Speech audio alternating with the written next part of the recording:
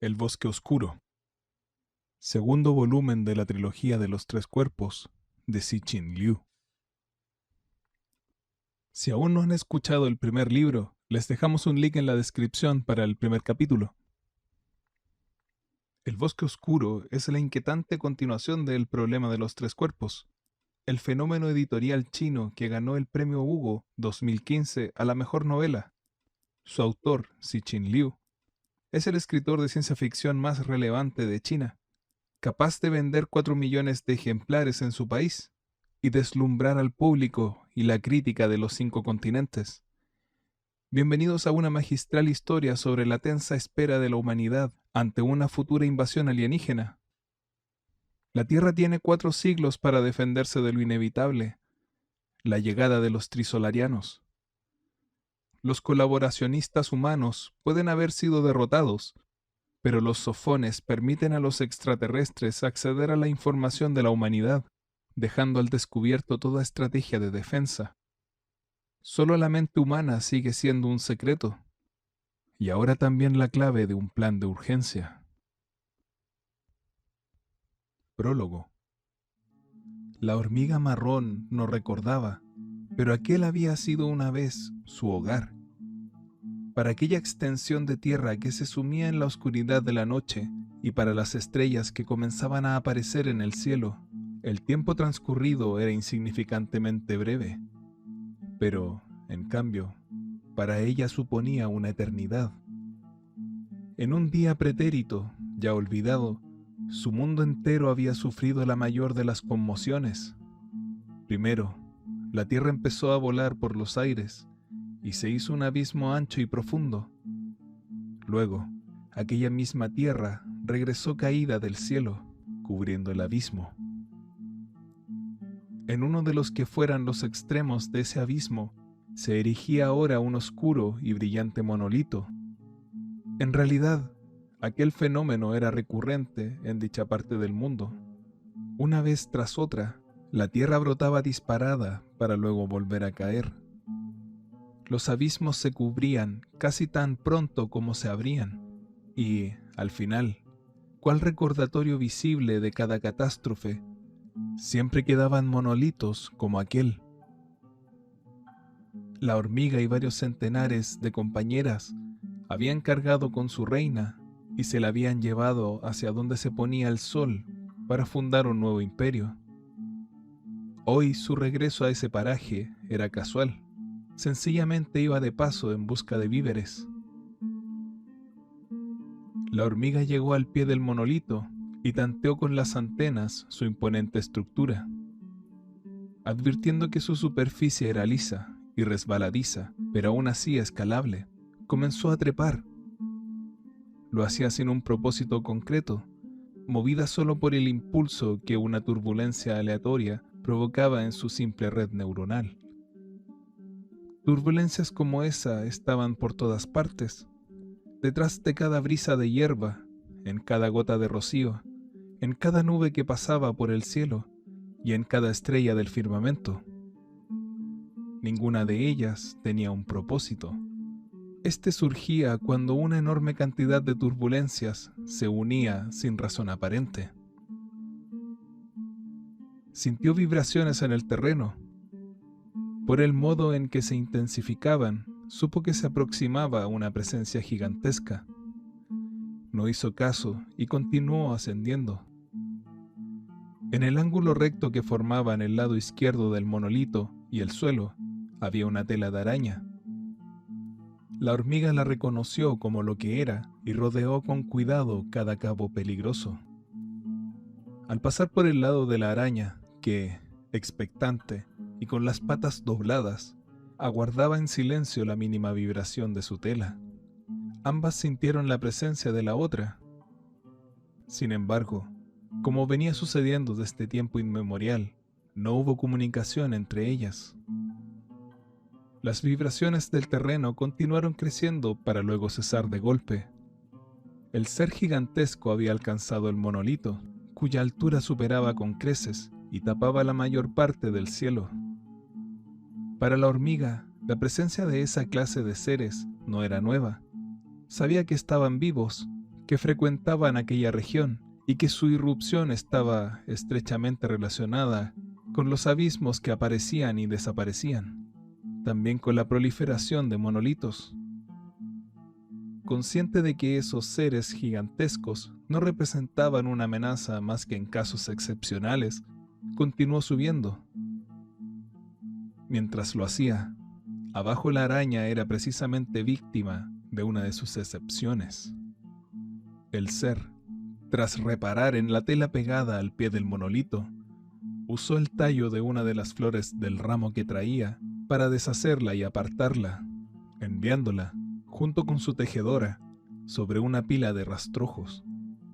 Luego posó el ramo con sumo cuidado frente al monolito. Entonces, una nueva vibración, débil pero insistente, hizo saber a la hormiga que otro ser gigantesco se aproximaba al monolito. Mientras eso ocurría, topó con una larga zanja. Era una cavidad en la superficie del monolito de textura mucho más rugosa y de un color gris claro. Decidió adentrarse en ella y seguirla, pues al ser rugosa resultaba mucho más fácil de escalar. La zanja tenía sendos cortes en los extremos. El inferior, horizontal y más largo, parecía una especie de base. En el extremo superior, el corte formaba un ángulo. Para cuando superó la zanja y volvió a estar sobre la superficie negra, la hormiga se había hecho una idea de su forma. Un número 1. La altura del ser se redujo de pronto a la mitad, quedando más o menos igualada a la del monolito. Era evidente que se había agachado, revelando un pedazo de cielo en el que ya asomaban varias estrellas. Sus ojos observaban la parte superior del monolito, lo cual hizo dudar a la hormiga, que prefirió no entrar en su campo de visión. Optó por cambiar de rumbo y avanzar en paralelo al suelo. Pronto alcanzó una nueva zanja.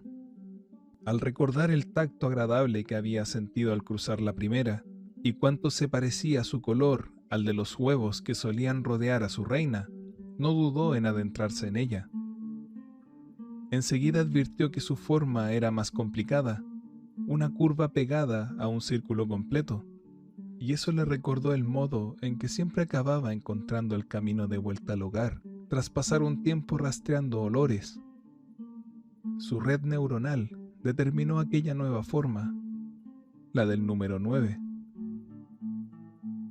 El ser arrodillado ante el monolito emitió entonces una serie de sonidos que superaban con creces la capacidad de comprensión de la hormiga.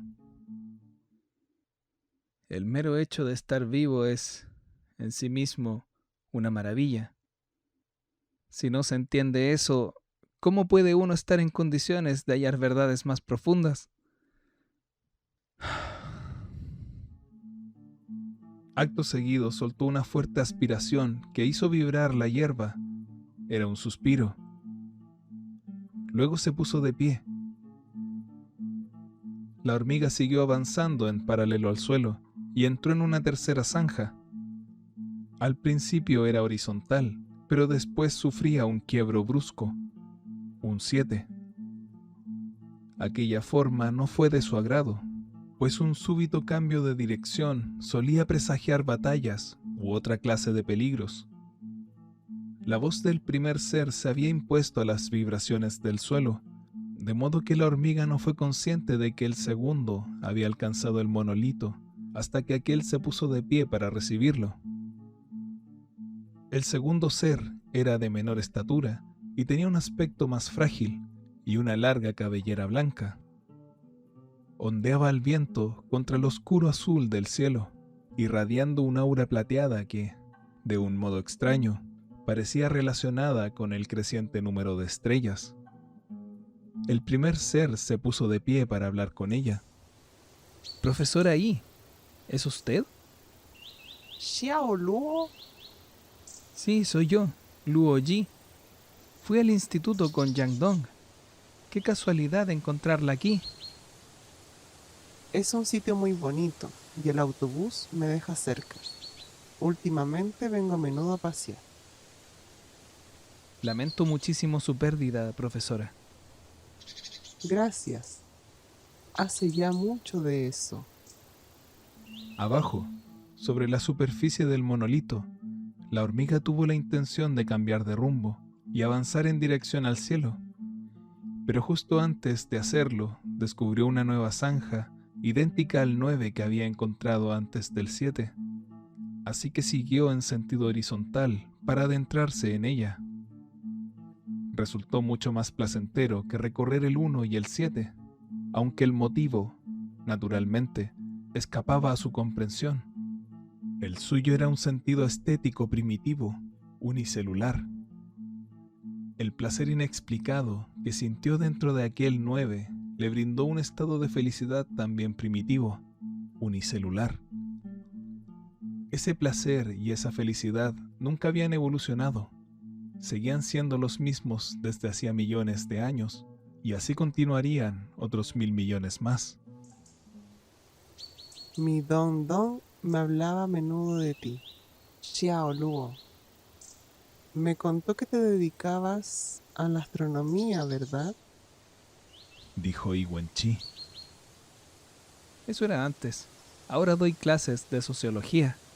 Contestó él. Precisamente trabajo en su universidad, profesora. Pero cuando empecé, usted ya se había jubilado. ¿Sociología? Vaya salto disciplinar. Pues sí. Yang Dong siempre me decía que era un culo inquieto. A mí me decía que tenías una mente privilegiada. Como mucho, despierta. Nada que ver con la mente de su hija. Llegó un momento en que la astronomía se me hacía tan impenetrable como el acero. La sociología es mucho más manejable. Siempre encuentro por dónde hincarle el diente, y como mínimo puedo ganarme la vida. Albergando la esperanza de dar con otro 9, la hormiga continuó avanzando en sentido horizontal, pero pronto topó con una línea recta, como la de la primera zanja, solo que más corta que aquel 1, sin hendiduras en los extremos y paralela al suelo. Un guión. No lo digas con ese tono, hombre. Ya es mucho poder ganarse la vida. No todo el mundo tiene que llegar tan lejos como mi Dong Dong. Yo nunca he tenido esa ambición. Respondió Luo Yi. Me distraigo muy fácilmente. Pues te sugeriré algo. ¿Por qué no te dedicas a la sociología cósmica? ¿Sociología cósmica? El nombre es lo de menos. Dijo Yi Wenqi. Supongamos que existe un vasto número de civilizaciones repartidas por el universo en un orden similar al del número de estrellas detectables. Tales civilizaciones conformarían, en conjunto, una sociedad cósmica. La sociología cósmica sería el estudio de la naturaleza de esa supersociedad. La hormiga proseguía su camino con la esperanza de volver a dar con un placentero 9. En su lugar halló un 2. La curva inicial fue de su agrado, pero el quiebro que siguió le resultó tan inquietante como el del 7, la premonición de un futuro incierto. Tras aquello continuó avanzando y dio con una nueva forma cerrada, un 0. Al principio le pareció parte de un 9, pero resultó ser una trampa. Si bien la vida necesitaba discurrir suavemente, también era preciso que lo hiciera en alguna dirección. Uno no podía regresar siempre al punto de partida. Consciente de ello, y a pesar de que aún quedaban 2 zanjas por recorrer, la hormiga perdió el interés y volvió a ascender en vertical. Pero, de momento, nuestra civilización es la única de la que tenemos noticia. Objetó Luo Yi. Por eso nadie hasta ahora se ha dedicado a este campo. Y tú tienes la oportunidad. Profesora, está captando mi interés. Siga, por favor. Yo creo que podrías combinar tus dos disciplinas. La estructura matemática de la sociología cósmica es mucho más clara que la de la humana. ¿Sí? ¿Por qué lo dice? Preguntó Luo Yi. Yi Wenqi Señaló en dirección al cielo. La luz crepuscular seguía iluminando el oeste y aún podían encontrarse las estrellas. No era difícil recordar cómo era el firmamento antes de que irrumpieran. Una vasta y desolada extensión azul, tan vacía como los rostros sin pupilas de las estatuas de mármol. Ahora, en cambio, aun siendo pocas, las estrellas parecían las pupilas del gigante. El vacío se llenaba. El universo tenía vista y, sin embargo, el hecho de que las estrellas fueran tan ínfimas, meras luces plateadas y brillantes, parecía insinuar cierta reticencia por parte del escultor del cosmos, como si, al tiempo que deseaba proporcionarle pupilas, hubiera temido dotarlo de vista. Como resultado de aquella mezcla a partes iguales de temor y deseo, el contraste ante la insignificancia de las estrellas y la inmensidad del espacio constituía todo un aviso de cautela. ¿Ves que cada estrella no es más que un punto? Dijo ella.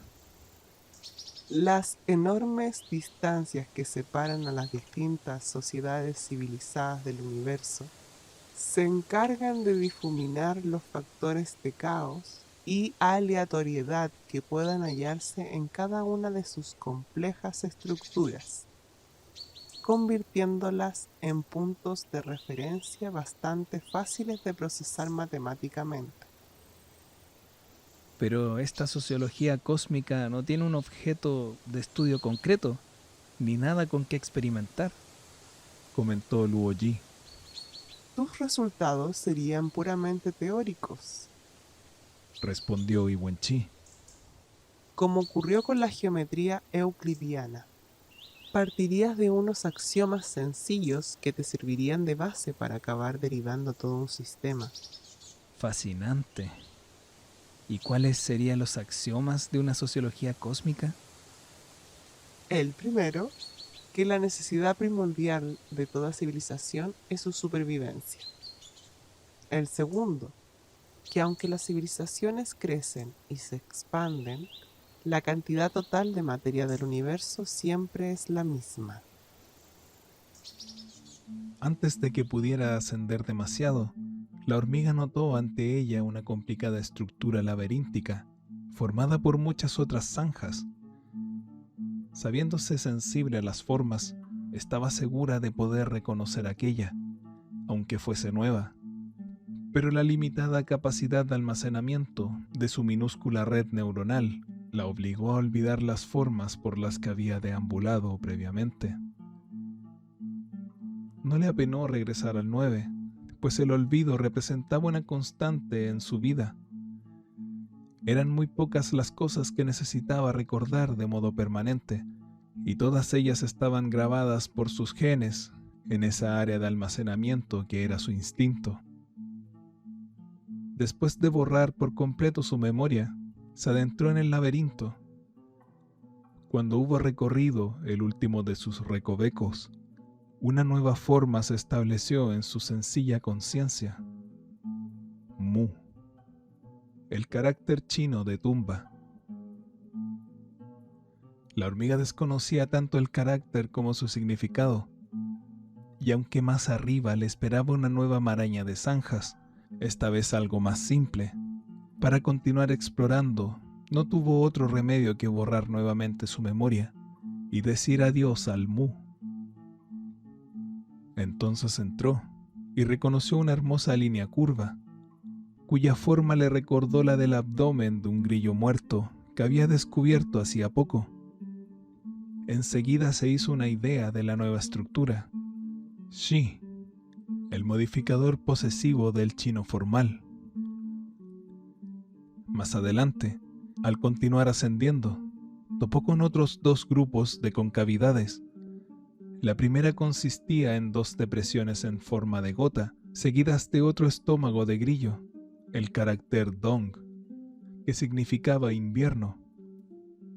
La segunda, arriba de todo, se dividía en dos partes bien diferenciadas que, unidas, formaban el carácter Yang, álamo. Aquel fue el último obstáculo que la hormiga distinguió en su periplo de aquel día. También el único que recordaría de todos cuantos había hallado en su paso, al tener que relegar el resto al olvido. Desde una perspectiva sociológica, estos dos axiomas son impecablemente sólidos. Observó Luo Yi. No parece que se le acaben de ocurrir. Llevo pensando en ello casi toda la vida, pero eres el primero a quien se lo cuento. No me preguntes por qué. Ah, y una cosa más. Para poder derivar un esquema general de la sociología cósmica a partir de estos dos axiomas, necesitarás otros dos conceptos importantes: el de cadenas de sospecha y el de explosión tecnológica. ¿Qué términos tan intrigantes? ¿Puede explicarme su significado? Y Wen-Chi echó un vistazo al reloj. No tengo tiempo, Respondió. pero para alguien de tu inteligencia no será difícil averiguarlo. Primero, trata de usar esos dos axiomas como punto de partida de esta nueva disciplina. Si lo consigues, te convertirás en el Euclides de la sociología cósmica. Ese nombre me iría muy grande. Pero me quedo con lo que me ha dicho e intentaré hacer algo con todo ello. Eso sí, en el futuro probablemente requeriré de su ayuda. Eso no será posible. Mira, por mí puedes hacer lo que quieras, como si decides olvidarte de todo lo que te he dicho. Yo, en cualquier caso, ya he cumplido con mi parte. Adiós. Chao, Luo. Ahora tengo que irme. Cuídese mucho, profesora. Y Wen-Chi se perdió en la penumbra, camino de su cita con el destino. En su ascenso, la hormiga había alcanzado una cuenca circular, bajo cuya superficie resbaladiza había una imagen extremadamente complicada, que su minúscula red neuronal era incapaz de almacenar.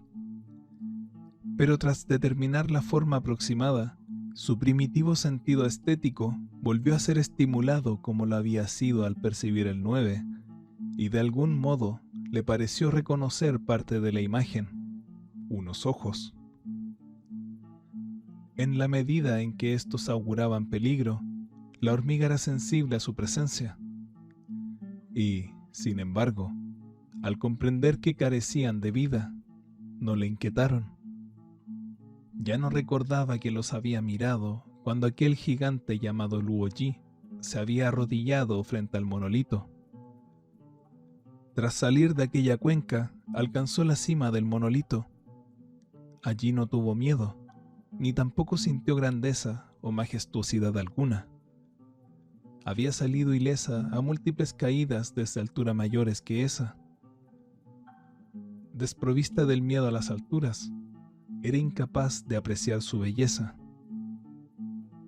Al pie del monolito, aquella araña que Luo Yi había barrido con las flores comenzaba a reconstruir su tela, viajando con la agilidad de un péndulo entre la superficie del monolito y el suelo, mientras deslizaba su brillante hilo. Al cabo de 3 vaivenes, la estructura básica volvía a dibujarse.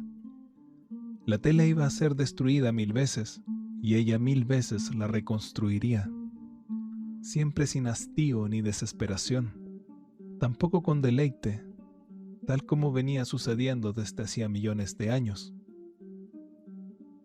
Luo Yi guardó silencio durante un rato más, y luego se fue. Cuando la vibración del suelo se hubo disipado, la hormiga comenzó a descender por el monolito, siguiendo un camino distinto del anterior, y lo hizo más deprisa. Debía compartir la ubicación del escarabajo muerto que acababa de descubrir. En el cielo, las estrellas se habían multiplicado.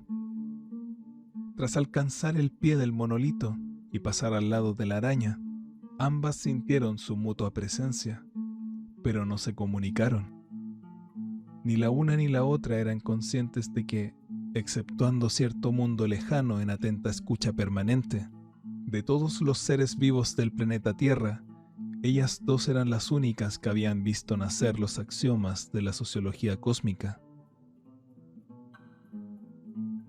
Horas antes, en otro punto del planeta, y justo en mitad de la noche, Mike Evans había estado aguardando de pie sobre la cubierta de proa del juicio final. La tersa superficie del Océano Pacífico se deslizaba bajo el cielo estrellado como una enorme sábana de raso oscuro. A esas horas, a Evans le gustaba departir con ese mundo lejano, tal vez porque el texto que el sofón hacía aparecer ante sus ojos contrastaba con el mar y el cielo nocturno. Esta es nuestra conversación en tiempo real número 22. Hemos topado con ciertas dificultades de comunicación. Sí, mi señor. Ya veo que no consigue entender buena parte de los materiales de referencia sobre la humanidad que le proporcionamos. Así es, nos has explicado cada parte de forma muy clara, pero aún somos incapaces de comprender el todo. Hay algo que no cuadra. A veces es como si vuestro mundo tuviera algo más que el nuestro y otras es todo lo contrario, como si le faltase algo. ¿Hay algún área concreta de confusión? Tras estudiar minuciosamente los documentos, creemos que gran parte de nuestras dificultades de comprensión se deben a un par de términos sinónimos. ¿Sinónimos? En vuestras lenguas hay muchos sinónimos y cuasi sinónimos. En la primera en que os recibimos, el chino, existen palabras como gélido y frío, hondo y profundo, o apartado y lejano, que expresan un mismo significado. ¿Qué par de sinónimos es el que obstaculiza la comunicación? Pensar y decir, para nuestra sorpresa, según acabamos de descubrir, en realidad no son sinónimos, No lo son en absoluto. pues a nosotros nos parece que deberían serlo. Pensar significa usar los órganos de pensamiento para realizar una actividad mental y decir significa comunicar el contenido de los pensamientos a los semejantes. En vuestro mundo, esto último se consigue mediante la modulación de la corriente respiratoria por parte de las cuerdas vocales. ¿Son correctas estas definiciones? Lo son. ¿No demuestra eso que pensar y decir no son sinónimos? Desde nuestro punto de vista, lo que demuestra es que sí lo son. ¿Me permite meditarlo durante unos minutos? De acuerdo, ambos necesitamos tiempo para pensar. Evans reflexionó con la vista fija en el mar. Mi señor, ¿cómo son sus órganos de comunicación? Carecemos de ellos. Nuestros cerebros son capaces de mostrar al mundo exterior lo que pensamos, logrando así la comunicación. ¿Mostrar los pensamientos? ¿Y eso cómo se consigue? Al pensar, nuestros cerebros emiten ondas electromagnéticas en todas las frecuencias, incluyendo lo que para nosotros es luz visible. Nuestros pensamientos pueden verse desde una distancia significativa. Entonces, para ustedes, pensar equivale a decir. De ahí que sean sinónimos. Ya veo. Pero ese no es nuestro caso. De todos modos, no debería suponer un obstáculo a la hora de comprender los documentos. Ciertamente, en esencia, las distintas formas en que pensamos y nos comunicamos no difieren tanto. Ambos contamos con cerebros dotados de inteligencia gracias a ingentes cantidades de conexiones neuronales. Nuestras ondas cerebrales son más potentes y pueden ser recibidas directamente, eliminando la necesidad de órganos de comunicación. Pero eso es todo, es la única diferencia. Me temo que está obviando una diferencia aún más importante. Mi señor, permítame volver a reflexionar unos minutos. Está bien. Evans se paseó por la cubierta. Frente a él, el Océano Pacífico seguía subiendo y bajando en plena noche. Parecía un cerebro pensante. Mi señor, quiero contarle un cuento, dijo por fin. Pero antes de hacerlo, quisiera asegurarme de que comprende los siguientes conceptos: lobo, niños, abuela y cabaña en el bosque. Todos son fáciles de entender, pero en el caso de abuela, aunque sé que es un parentesco y que suele equivaler a mujer de edad avanzada, aún no tengo claro el grado de consanguinidad. En este caso eso es irrelevante, mi señor. Solo debe saber que su relación con los niños es de extrema confianza. Ella es la única persona de la que se fían. De acuerdo. A grandes rasgos, el cuento es el siguiente. Un día, la abuela tuvo que ausentarse. Al dejar a los niños solos en la cabaña, les dijo que mantuvieran la puerta bien cerrada y que no abrieran a nadie más que a ella. Por el camino, la abuela topó con un lobo que se la comió y se puso su ropa para parecerse a ella. El lobo corrió entonces a la cabaña, llamó a la puerta y les dijo a los niños: «Soy vuestra abuela, ya he vuelto, abrid». Los niños miraron por una rendija de la puerta y les pareció ver a la abuela, así que abrieron. El lobo entró y se los comió. ¿Ha entendido el cuento, mi señor? En absoluto. Creo que ya sé cuál es el problema. Para empezar, lo que quería el lobo era entrar en la casa para comerse a los niños, ¿correcto? Correcto. Al llegar a la cabaña se comunicó con ellos, ¿correcto? Correcto. No tiene sentido. Para conseguir su objetivo no debía comunicarse con ellos. ¿Y eso por qué? ¿Acaso no es obvio? Al comunicarse con ellos, los niños sabrían que quería comérselos y nunca abrirían la puerta. Evans guardó silencio durante unos instantes. Ahora lo entiendo, señor. ¿Qué es lo que entiendes? ¿Acaso no es obvio lo que he dicho? Para ustedes, los pensamientos están completamente expuestos al mundo exterior. No pueden esconderlos. ¿Esconder los pensamientos? ¿Me confundes? Quiero decir que, para ustedes, los sentimientos y los recuerdos resultan transparentes al mundo exterior, que son como un libro abierto, como una película que se proyecta en una plaza pública, tan expuestos como un pez en un acuario. Tal vez alguno de los términos que acabo de mencionar sean... Te he entendido sin problemas. ¿No se trata de un hecho perfectamente natural? Ahí está, Dijo Evans, pensativo. Tras un largo silencio, añadió: mi señor, cuando ustedes se comunican cara a cara, todo es auténtico y real. No pueden engañar ni pueden mentir. Son incapaces de desarrollar un pensamiento estratégico complejo.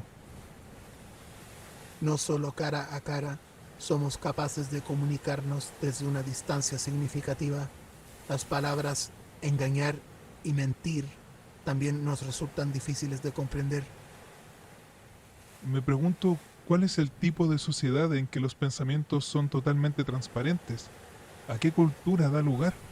¿Cómo es su política sin falsedades ni artimañas? ¿Qué significan las palabras falsedad y artimaña? Evans guardó silencio. Los órganos de comunicación humanos son una deficiencia evolutiva, una compensación necesaria por la incapacidad de vuestros cerebros para emitir ondas lo bastante potentes. Representa una de vuestras debilidades biológicas.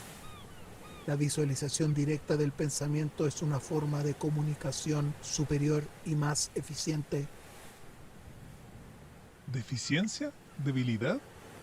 Señor, no se imagina hasta qué punto se equivoca esta vez. ¿De veras? Permíteme reflexionar sobre ello. Es una pena que no puedas ver lo que pienso. Esta vez la interrupción fue más larga. Transcurrieron 20 minutos sin que volviera a aparecer más texto, durante los cuales Evans paseó de proa a popa y tuvo ocasión de ver numerosos peces saltando sobre la superficie del océano. Los arcos que dibujaban resplandecían bajo la luz de las estrellas. Varios años antes, durante la temporada que había pasado a bordo de un pesquero en el mar de la China meridional, investigando el efecto de la pesca abusiva en el litoral, había oído a los pescadores decir de aquellos peces que eran dragones soldado. A Evans le parecían más bien palabras proyectadas sobre los ojos del océano. Fue entonces cuando el texto volvió a aparecer ante los suyos. Tenías razón. He vuelto a revisar los documentos y ahora los entiendo mejor. Mi señor, todavía le queda un largo camino por recorrer antes de llegar a comprender el complicado mundo de los humanos. Temo que nunca lo logre. Es ciertamente complicado, pero al menos ahora sé por qué antes no era capaz de comprenderlo. Tenías razón. Nos necesita, mi señor. Me dais miedo. La conversación se interrumpió en ese punto. Fue la última vez que Evans recibió un mensaje de Crisolaras, y él permaneció allí, de pie en la cubierta de popa del juicio final, observando cómo el casco blanco del barco se adentraba lentamente en la oscuridad de la noche, como si fuera el tiempo que se iba para no volver.